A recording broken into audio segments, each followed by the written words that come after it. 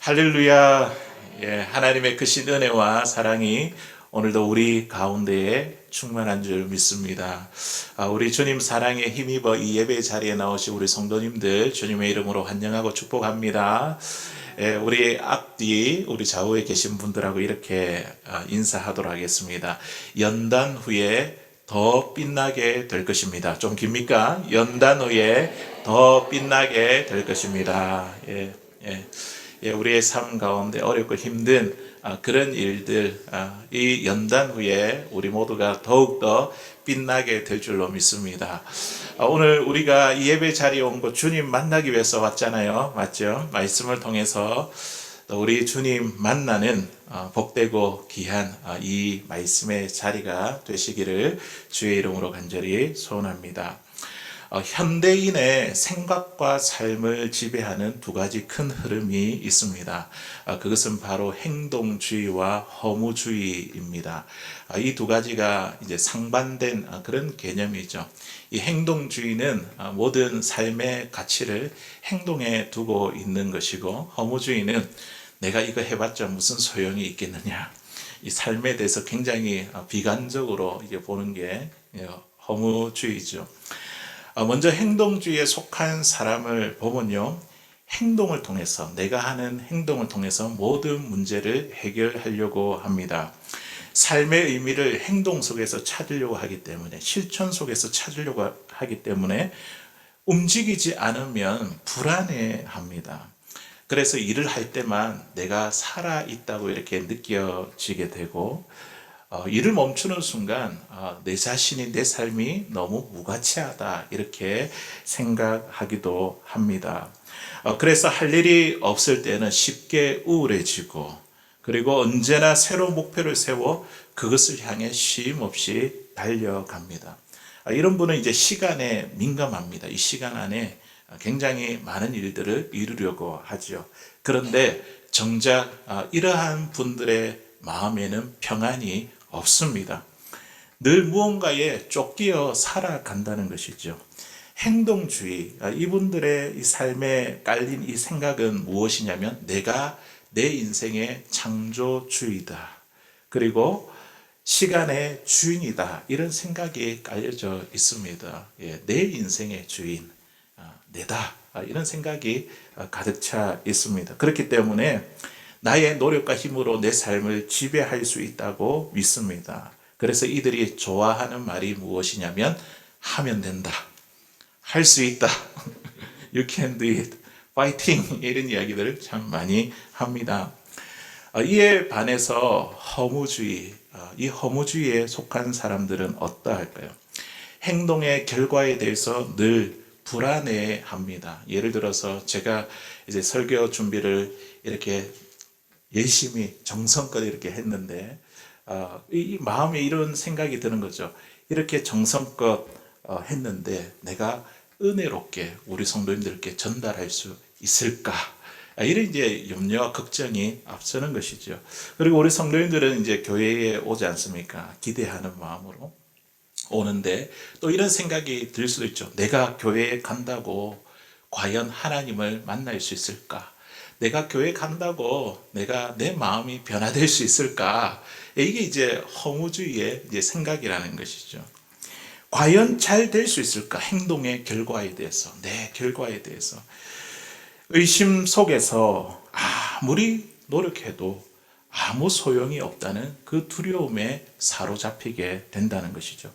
그래서 이 사람은요, 삶에 대한 의욕이 점점 사라지게 되고, 되는 대로 살아가며 삶의 방향과 목적을 잃어버립니다. 허무주의적인 삶의 밑바탕에는 아까 행동주의와 다른 그런 생각이 깔려져 있습니다. 나는 내 인생의 주인이 아니며 시간도 내 것이 아니다. 이런 체념이 나도 모르게 깔려져 있습니다. 결국 인생은 내가 정한 대로 흘러가는 것이며, 내가 아무리 애써도 소용이 없는 것이다. 이렇게 여기는 것이죠. 그래서 이런 분들이 자주 내뱉는 말이 있습니다. 뭐라고 이야기할까요? 다 팔자소관이다. 내가 한다고 되는 것이 아니다. 이렇게 자신의 삶을 비관적으로 보는 것이죠. 그렇다면 이 행동주의와 허무주의, 우리 현대인들이 나도 모르게 이런 생각들이 이 삶에 지배하고 있는 두 가지 이런 흐름들이 있는데, 이 두 가지 중에 무엇이 옳을까요? 사실은 이 두 가지 다 정답이 아니죠. 그러나 이 두 가지 흐름은요, 우리의 삶에 교묘하게 뒤섞여 있습니다. 우리가 분명히 알아야 될 것은, 우리는 시간의 지배자가 아니라는 것, 시간의 주인이 아니라는 것. 이 하나님이 시간의 주인이시죠. 우리에게 시간을 주셨죠. 이 시간은 우리의 의지와 상관없이 다가오고 또 흘러가 버립니다.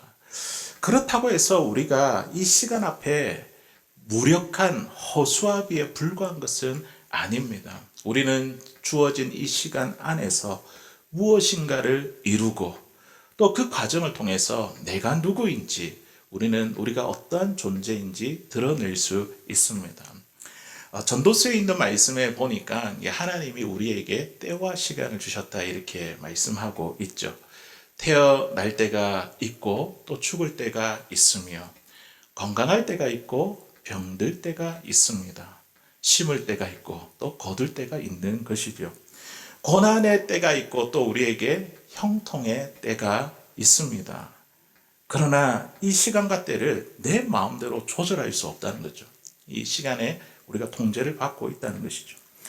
이러한 의미에서 인간은 시간의 주인이 아니라 시간 속의 통제 아래서 살아가는 수동적인 존재입니다. 하지만 동시에요, 이 주어진 시간 안에서 하나님의 뜻과 목적을 이루어 갈 수 있는 능동적인 존재이기도 합니다. 그래서 우리에게는 두 가지 다 있는 것이죠. 수동적인 존재이면서 하나님의 뜻을 이루어 갈 수 있는 능동적인 존재라는 것이죠. 그러므로 우리는 시간을 내 것이라 착각해서도 안 되고, 그렇다고 해서 이 시간 앞에 무기력하게 주저앉아서도 안 됩니다. 어떤 시간이든지 그 시간과 환경을 통해 하나님께서 이루시고자 하는 하나님의 뜻이 있습니다. 하나님의 계획이 있습니다. 우리가 이것을 인정해야 된다는 것이죠.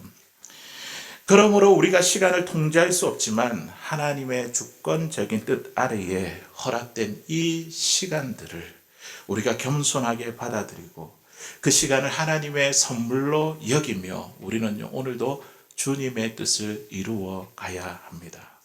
그럴 때요, 우리에게 다가오는 고난, 우리가 고난을 경험할 때, 위기와 어려움을 당할 때 우리에게 들어오는 감정이 무엇입니까? 두려움, 분노, 원망, 이런 게 막 찾아오잖아요. 그런데 그 시간 속에서 하나님의 뜻이 있다, 우리가 이것을 인정하게 된다면요, 우리에게 찾아오는 두려움과 분노와 원망은 사라지게 되고 우리 인생은 하나님 안에서 더 아름다운 작품으로 빚어지게 될 줄로 믿습니다. 예. 오늘 본문에 있는 말씀은요, 이제 욥기의 세 번째 논쟁이 본격적으로 시작이 되었습니다. 욥기의 구조를 보면요, 세 친구가 발언을 하고 이제 그에 대한 이제 욥의 발언, 욥의 대답, 이게 이제 세 번 반복을 하고 있거든요. 욥의 친구가 누구죠? 첫 번째 친구 보니까 엘리바스, 그리고 빌닷, 소발. 예. 이게 이제 3차 논쟁으로 이렇게 진행이 됩니다. 1차, 2차, 3차. 예, 엘리바스가 이렇게 욥을 공격하면 욥은 또 대답을 하고, 또 두 번째 또 빌닷이 하면 또 욥은 또 대답을 하고, 세 번째 또 소발이 이야기하면 그렇게 대답하고, 이게 1차, 2차, 3차. 그러니까 오늘 우리가 읽은 부분은요, 엘리바스가 세 번째 이 욥에게 이렇게 이야기를 하고, 그리고 그에 대해서 세 번째로 이 엘리바스에게 자신을 변론하고 논쟁하는 그런 대답하는 그런 장면을 다루고 있습니다. 그래서 일단은 우리가 22장 엘리바스가 어떻게 욥을 공격하는지 이제 그것을 우리가 한번 보고, 그리고 나서 오늘 본문 23장 욥의 대답을 이렇게 살펴보도록 하겠습니다. 엘리바스는 욥을 향해서 이렇게 말합니다. 우리 욥기 22장 2절에서 3절까지 있는 말씀인데 우리 같이 읽어보겠습니다. 시작. 사람이 어찌 하나님께 유익하겠느냐? 지혜로운 자도 자기에게 유익할 따름이니라. 내가 의로운 전능자에게 무슨 기쁨이 있겠으며 내가 내 행위가 온전한들 그에게 무슨 이익이 되겠느냐. 아멘. 우리가 한마디로 이야기하면 뭡니까? 너는 하나님께 아무런 가치가 없다. 쓸모없는 인생이야. 지금 엘리바스가 욥에게 이래 이야기하고 있는 거죠. 너 같은 존재가 하나님께 무슨 유익이 되겠느냐. 너가 계속 죄가 없다고 의인이라고 하나님이 내 대속자라고 우리 지난 주일날에 그렇게 이야기했죠. 내 대속자가 살아계시니 하나님이 너의 구원자라고 너는 다른 악인들과 다르다고 네가 아무리 그렇게 주장해도 그것이 하나님께 무슨 기쁨이 되겠는가? 너는 하나님께 아무런 가치도 없는 존재야. 이렇게 이야기하고 있는 것이죠. 왜 엘리바스는 지금 욥에게 이런 이야기를 하고 있을까요? 그는요, 이 하나님과 욥의 이 관계는 전혀 보지 않습니다. 하나님과 욥과 어떤 관계에 있는가? 그걸 보지 않고 지금 집중해서 보는 게 무엇입니까? 욥의 고난이죠. 그가 당하고 있는 그 형편에만 주목해 보고 있습니다. 그러니 이 엘리바스의 눈에는요, 욥이 이렇게 보이는 것이죠. 하나님이 너를 사랑한다면 지금 네가 이런 형편에 있을 수 있는가? 이런 고난이 아니라 너를 사랑한다면 너에게 물질도 주고 건강도 주고 명예를 주셔서 모든 일이 형통해야 하는 것이 아닌가. 이게 하나님이 너를 사랑하는 증거가 인데 그런데 너는 그렇지 못하지 않느냐. 지금 그런 이야기죠. 우리는 이 엘리바스의 논리를 잘 이해해야 합니다. 그의 주장은 곧 고난은 하나님께 버림받은 증거라는 거예요. 고난은 하나님께 버림받은 증거다. 맞습니까? 아니죠. 아니죠. 근데 지금 그런 논리로 이야기해요. 죄 때문에 고난을 받는 것이고 고난은 하나님께 버림받은 증거라는 논리로 이야기하고 있습니다. 그래서 고난 당하는 사람들은 하나님께 버림받았기 때문에 기도에 응답이 없고 아무리 의롭고 온전한 일을 해도 하나님께 아무런 유익이 되지 않고 쓸모없는 인생이 되는 것이다. 지금 엘리바스가 욥에게 이렇게 이야기를 하고 있는 것이죠. 20세기 현대 신학에 굉장히 큰 영향을 미친 신학자 칼 바르트라는 분이 있습니다. 물론 이분이 성경 모호설에 대해서 우리 신학과 조금 다른 길을 가고 있지만 그분이 고난에 대해서 이야기하는 거 참 우리가 들어볼 만합니다. 그분이 이렇게 이야기합니다. 하나님의 사랑은 진노 속에서 구체화된다. 하나님의 사랑은 진노 속에서 구체화된다. 하나님의 사랑은 고난 속에서 구체화된다. 하나님의 사랑이 표현된다. 고난 속에서. 고난은 하나님께서 우리를 버리셨다는 표시가 아니라 우리가 비록 잘못되었을지라도 우리를 끝까지 버리지 아니하시겠다는 하나님의 사랑의 표현입니다. 고난은 오히려 구체적으로 하나님 나를 사랑하신다는 표현이라는 거죠. 엘리바스는 하나님을 높인다고 말한 것이었지만 실제로 하나님을 어떻게 이야기하고 있냐면 우리에게 무심한 분으로 표현했습니다. 무관심한 분, 고난 당하는 자에게 아무런 관심이 없는 무심한 분으로 묘사했습니다. 하나님은 높고 위대하시며 거룩하신 분이시지만 동시에 하나님은요 우리를 깊이 사랑하십니다. 우리의 삶 속에서 고난 가운데 있다 하더라도 우리의 삶 속에서 우리의 음성을 들으시고 우리가 흘리는 눈물을 닦아주시는 분이십니다. 하나님은요 결코 우리의 고난에 대해서 우리에 대해서 무심한 분이 아니시라는 것이죠. 사실 우리는 전능하신 하나님께 우리 하나님 전능하시잖아요. 무엇인지 다 하실 수 있고 못하는 게 없으시고 부족한 게 없으시잖아요. 뭐든지 다 하실 수 있는 전능하신 하나님께 사실 우리는 우리의 물질이나 지혜나 그 어떤 것으로도 하나님께 유익을 드릴 수 없는 우리들입니다. 하나님의 이 유익의 관점에서 보면요, 인간은 하나님께 그렇게 크게 가치 있는 존재가 아닙니다. 마치 부모와 자녀와의 관계와도 같습니다. 자녀가 부모에게 무슨 유익을 줄 수 있을까요? 자녀가 공부를 잘한다고 부모가 유식해집니까? 자녀가 돈을 많이 번다고 부모가 부자가 되지는 않습니다. 그렇다고 해서 부모에게 있어서 자녀가 필요 없는 존재일까요? 결코 그렇지 않습니다.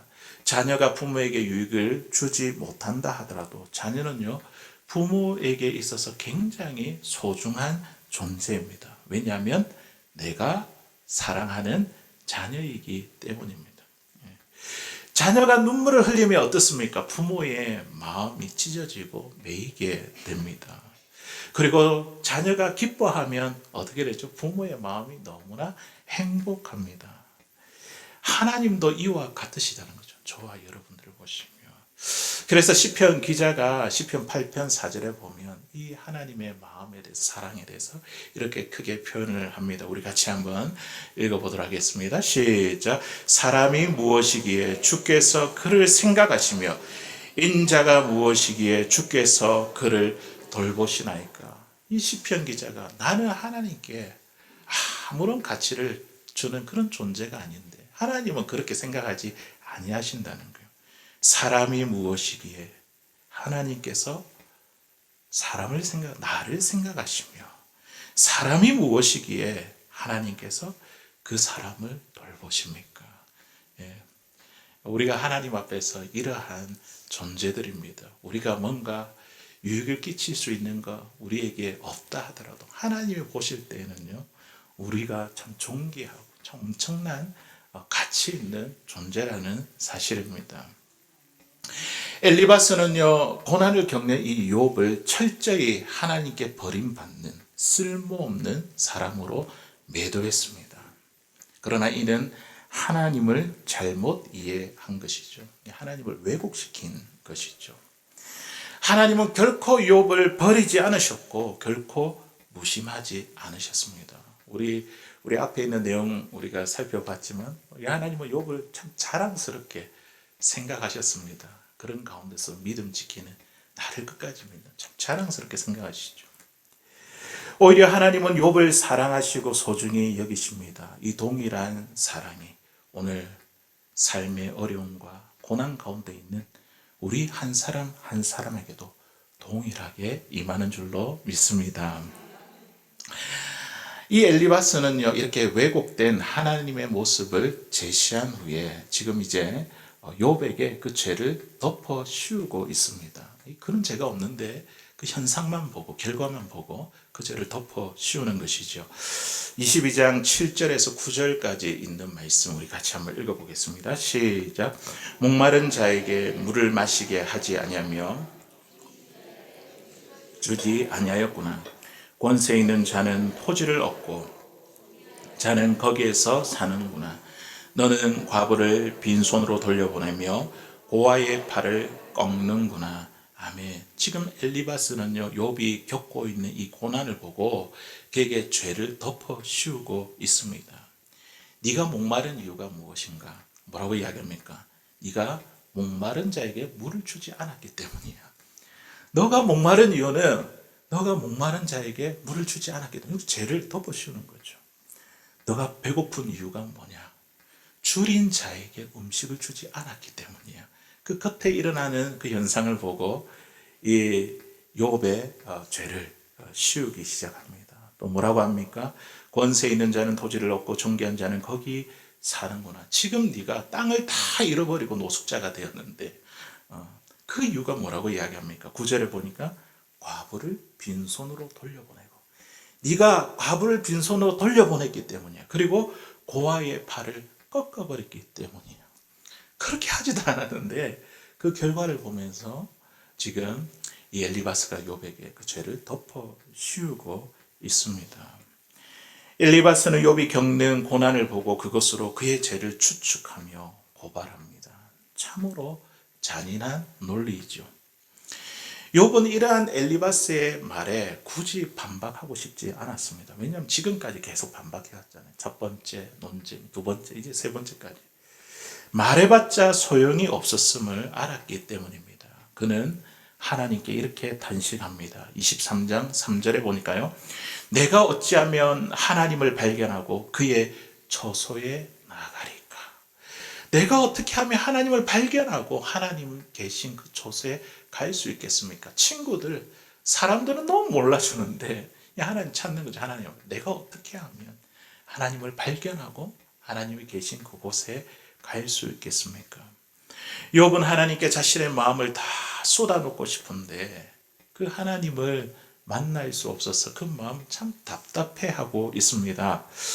23장 8절 9절에 있는 말씀에 보니까 그의 답답한 심정을 이렇게 표현하고 있죠. 우리 같이 읽어보겠습니다. 시작. 그런데 내가 앞으로 가도 그가 아니 계시고 뒤로 가도 보이지 아니하며 그가 왼쪽에서 일하시나 내가 만날 수 없고 그가 오른쪽으로 돌이키시나 배울 수 없구나. 아멘. 그의 답답한 심정. 앞으로 가도 그가 아니 계시고 뒤로 가도 보이지 않고 왼쪽에 있는 것 같은데 가니까 없고 사라지고 만날 수 없고 오른쪽으로 돌이켜도 그 하나님은 내가 뵐 수 없구나. 욥은 이 지점에서 인간의 한계에 도달했습니다. 아무리 고민하고 생각해도 왜 나에게 이런 고난이 나에게 임했는지 이해할 수 없었습니다. 친구들에게 이렇게 설명해 보아도 그 친구들은 듣지 않았고 또 그 친구들의 말은요, 욥이 도무지 받아들일 수가 없었습니다. 욥은 철저한 고립과 단절을 경험한 것입니다. 인간의 논리와 철학 이성으로는 더 이상 나갈 길이 없었습니다. 이러한 상황 속에서 사람들은 어떻게 반응합니까? 어떻게 반응하죠? 더 낙심하거나 절망에 빠져 심지어 자살을 생각하기도 합니다. 그냥 죽고 말지. 내가 죽는 것보다 사는 게 더 힘들어. 이렇게 생각을 하죠. 그러나 욥은 이 순간에 위대한 신앙의 도약을 보여줍니다. 오늘 본문의 말씀의 제목이기도 하고요. 23장 10절에 보면요. 엄청난 신앙의 고백을 하나님께 올려다 드립니다. 우리 10절에 있는 말씀 우리 같이 한번 읽어볼까요? 시작. 그러나 내가 가는 길을 그가 아시나니 그가 나를 단련하신 후에는 내가 순금같이 되어 나오리라. 아멘. 인간적인 한계 상황에 부딪히고 정말 절벽에 내몰려 있을 때 그가 다시 한 번 더 하나님을 바라보면서 그러나 내가 가는 길을 그가 아시나니 그가 나를 단련하신 후에 내가 순금같이 나오리라. 이런 욥의 고백이 저와 여러분들의 고백이 될 수 있기를 바랍니다. 우리가 궁지에 내몰려 있을 때 우리는 낙심이나 절망이나 우리의 목숨을 끊는 이 결정이 아니라 위대한 신앙의 도약으로 이 위대한 신앙의 고백을 욥처럼 이렇게 드릴 수 있는 사랑하는 저와 여러분들 될 수 있기를 바랍니다. 우리가 이 말씀은 그냥 지나가기가 너무나 놓치기 싫어서 한 세 부분으로 나눠서 잠깐 한번 생각해 보겠습니다. 첫 번째, 그러나 내가 가는 길을 그가 아시나니. 내가 가는 길을 그가 아시나니. 욥은 지금의 내몰리는 상황, 지금의 이 고난을 통해 깊이 깨달은 것 한 가지가 있었습니다. 자기의 한계를 깨달았던 것이죠. 자기의 한계. 그게 뭡니까? 나는 내가 가는 길 알지 못한다. 내 앞에 어떤 일이 일어날지 나는 모른다. 나는 내일조차도 모르는 존재다. 이것을 깨닫게 되었습니다. 참, 이것도 하나님이 깨닫게 해주셔야지 우리가 깨닫는 것이죠. 맞죠? 나는 모른다. 그런데 누가 안다고요? 그러나 하나님은 아신다. 그가 아신다. 하나님은 나를 아시고 내가 가는 길을 인도하신다. 이 사실을 믿는 것이 바로 신앙입니다. 나는 모르는데 우리 하나님은 아신다. 그래서 그 믿음으로 묵묵하게 걸어가는 것이 우리의 믿음이고 신앙입니다. 그러므로 지금 내가 겪는 이 고난은요, 잘못된 것이 아니라 하나님 보실 때 나에게 반드시 필요하다고 여기시셔서 우리에게 허락하신 일입니다. 다만 내가 지금 그 이유를 알지 못할 뿐이라는 것이죠. 두 번째, 그가 나를 단련하신 후에는. 그렇다면 오늘 우리가 겪고 있는 이 고난, 이 고통의 의미가 무엇일까요? 그가 나를 단련하신 후에는. 이 고난, 이 고통은 단련의 시간이라는 거예요. 단련. 이 단련이라는 말을 직역하면 담금질이라는 말입니다. 무쇠가 강철이 되기 위해서는 어떻게 되죠? 재련의 과정이 있습니다. 그 과정을 통해서 탄수와 불순물을 조절하면 강철이 됩니다. 그리고 그것으로 끝나는 것이 아니라 그 쇳덩어리 불에 달구어서 망치로 막 두들기면 금속 조직이 치밀해지고 강도가 높아집니다. 그리고 우리가 아름답고 화려한 빛나는 그 보석, 우리 그냥 생기는 게 아니잖아요. 원석을 풀에 넣어 정제하고 가공하면 그게 빛나는 보석이 된다는 것이죠. 이 모든 과정이 단련입니다. 담금질. 예. 무쇠는요, 자신이 왜 두들겨 이렇게 맞는지 모릅니다. 왜 나를 계속 두들겨 팰까, 때릴까 알지 못합니다. 그런데 두들기는 사람은 그 이유를 아는 것이죠. 무쇠는 모르는데 두들기는 사람은 아는 거예요. 그렇게 해야지 강철이 되는 거예요. 강철이. 아무 목적 없이 이 쇠붙이를 두들기는 사람은 없습니다. 설령 이 쇠를 두들기는 사람이 이유를 모른다 해도 그 명령은 내린 사람은 그 이유를 분명히 압니다. 마찬가지로 저와 여러분의 고난에도 분명한 이유와 목적이 있습니다. 내가 두들겨 맞을 때 나는 이유를 알지 못해도 하나님께서 두들겨서 강철로 만들어 가시는 그 이유와 목적이 있다는 것이죠. 하나님은 우리를 이 고난을 통해서 더 쓸모있고 더 가치 있는 존재로 우리를 만드시기 위해서 고난이라는 이 과정을 허락하십니다. 고난은 우리의 인생을 아름답게 빚어가시는 하나님의 정교한 작업입니다.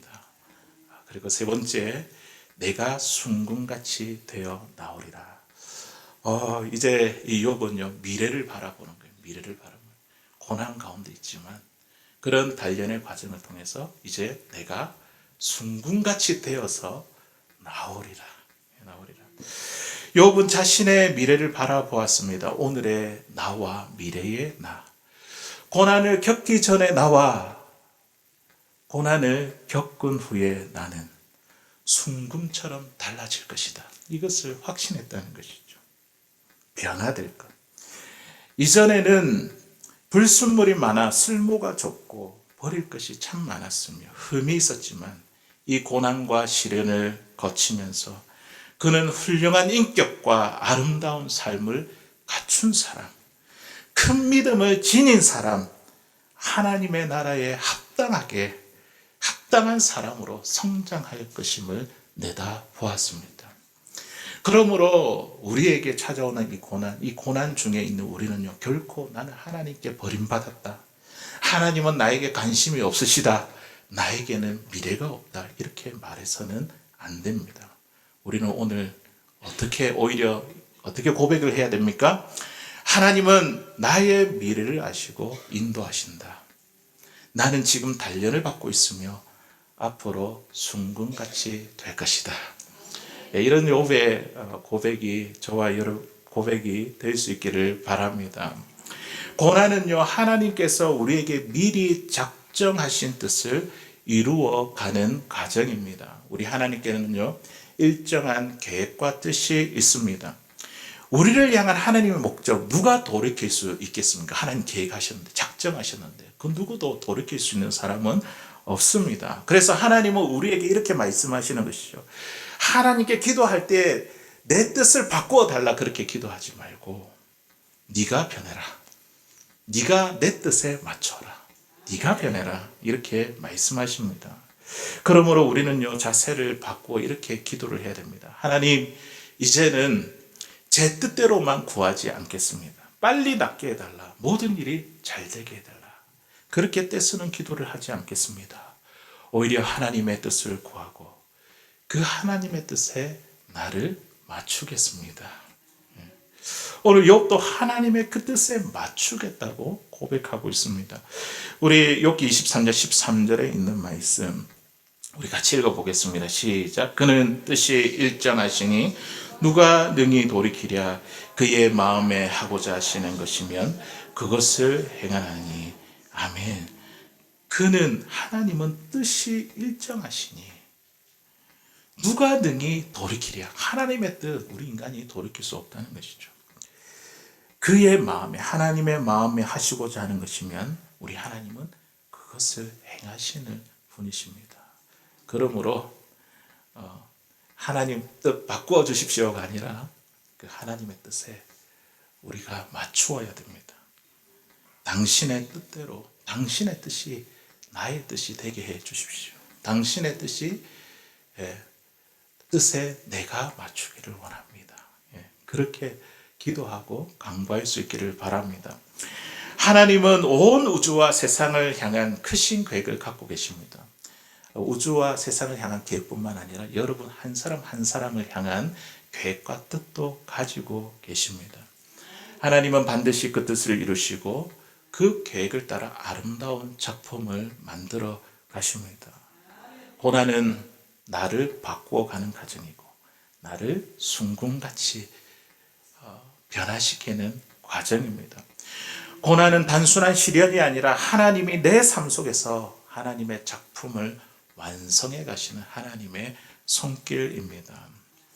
어느 여집사님이 행복한 가정을 꿈꾸며 이렇게 결혼을 해서 결혼 생활을 하는데 결혼 4년 차, 이제 4년이 지난 후에 그의 마음은 상처로 가득 찼습니다.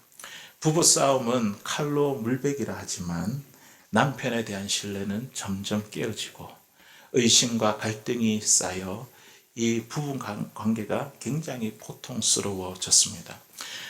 그러다 어느 날 이 여집사님이 단식하며 기도하던 가운데에 주님의 이런 음성을 마음에 듣게 되었습니다. 너는 왜 남편만 바라보느냐?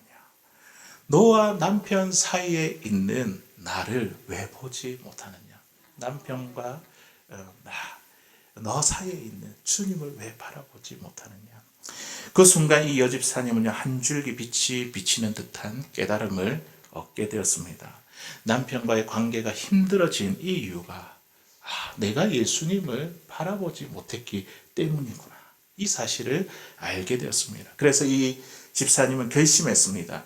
그래, 이제부터 남편을 바라볼 때에 예수님과 함께 바라보자. 그 후 이 집사님의 마음과 태도가 달라졌습니다. 남편을 대할 때에 예수님과 함께 의식하는 것을, 함께 계신 것을 의식하면서 말하고 행동했습니다. 그러니까 당연히 달라질 수밖에 없는 것이죠. 남편은 아내가 변했음을 느끼게 되었고 놀라움과 감사함을 경험하게 되었습니다. 그 결과 이 남편은요, 자존감이 회복되었고 대화가 가능했으며 남편과 주님의 관계도 바르게 세워졌습니다. 이 여집사님의 경험은요, 우리에게 중요한 진리를 보여주고 있습니다. 고난은 하나님이 나를 버리신 것이 아니라 하나님께서 나에게 작정하신 일을 이루어가는 과정이라는 것이죠. 남편도 변화시키고 나도 변화시키고 남편이 변화되어야 된다고 생각했는데 하나님은 나를 변화시키시고 그 남편도 변화시키는 그 하나님의 섭리와 계획 가운데 있었다는 것이죠. 하나님은 고난을 통해 우리를 단련하시고 결국 순금 같은 아름다운 작품으로 만들어 가십니다. 비록 지금은 이유를 알지 못하지만 우리 하나님은 아시며 단련 후에는 반드시 우리를 가치 있는 존재로 세우실 것입니다. 친구들은 욥에게 이렇게 말한 것이죠. 계속해서 고난은 너의 죄 때문에 그런 것이야. 너는 이 고난을 보면 죄 때문에 하나님께 버림을 받았고 너는 너에게는 미래가 없어. 여기에 대해서 오늘 욥은 어떻게 단호하게 대답을 했습니까? 나는 버림을 받은 것이 아니야. 오히려 하나님을 나를 단련하고 계셔. 나에게 미래가 없는 것은 아니야. 나는 순금이 되어가고 있으며 내 미래는 더욱 멋진 하나님의 작품이 될 될 것이야. 이 신앙 고백 속에 욥은 오늘 말씀에 이렇게 결론을 짓습니다. 우리 15절에 있는 말씀 같이 읽어보겠습니다. 시작. 그러므로 내가 그 앞에서 떨며 지각을 얻어 그를 두려워하리라. 예. 위대한 신앙 고백 다음에 하나님을 향해서 이제 결단하고 다짐을 하는 것이죠. 그러므로 내가 누구 앞에서요? 하나님 앞에서 떨며 나의 생각, 지각을 얻어 그 하나님을 두려워하리라. 그 하나님을 내가 끝까지 경외하고 그 하나님의 원하시는 그 길에 따라 내가 걸어가겠다. 그렇게 다짐하고 있는 것이죠. 이제 욥은 다시 한 번 더 정신을 가다듬고 나는 이제 결코 흔들리지 않으며 나를 바꾸어 가시는 하나님을 경외하고 주님을 따르겠다는 다짐을 하게 됩니다.